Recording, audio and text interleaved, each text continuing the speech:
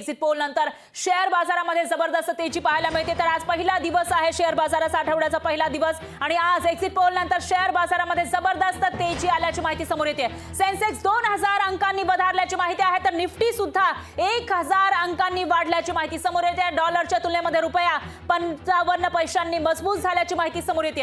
आताची सगळ्यात मोठी आणि महत्त्वाची बातमी म्हणावी लागेल, एक्झिट पोल आलेले होते 1 तारखेला शनिवार होता, पण त्या दिवशी शेअर मार्केट सुरू नसतं, आणि आज जेव्हा एक्झिट पोल नंतर शेअर मार्केट उघडण्याचा पहिला दिवस आहे, आठवड्याचा पहिला दिवस आहे, त्याच्या पहिल्या तासामध्ये शेअर मार्केटमध्ये जबरदस्त तेजी आपल्याला पाहायला मिळते। सेन्सेक्स 2000 अंकांनी वधारलेला आहे, तर निफ्टी सुद्धा 1000 अंकांनी वाढल्याची माहिती समोर येते, आणि त्याचबरोबर रुपया सुद्धा 55 पैशांनी मजबूत झाल्याची माहिती समोर येते।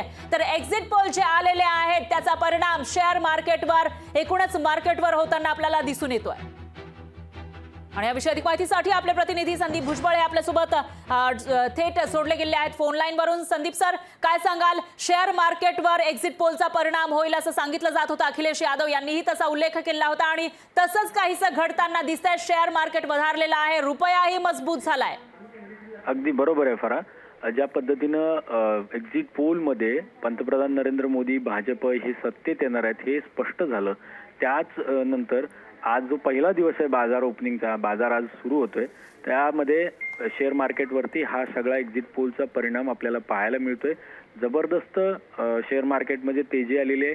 निफ्टी असेल, सेन्सेक्स असेल, 1000 आणि 2000च्या अंकांनी वाढलेला आहे, आणि हे सगळे संकेत आहेत की भाजप असेल किंवा नरेंद्र मोदी असतील, त्यांच्या सत्तेत कमबॅकमध्ये तिसऱ्यांदा जे सत्तेमध्ये येणार आहेत त्याचा हा परिणाम शेअर मार्केटवरती आपल्याला पाहायला मिळतोय फरा।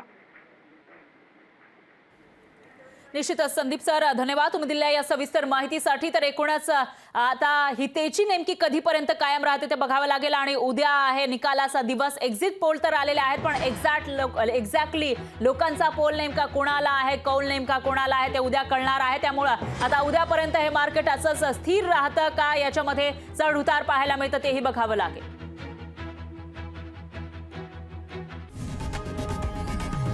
लोकशाही मराठी ऐका, पहा, जागरूक रहा।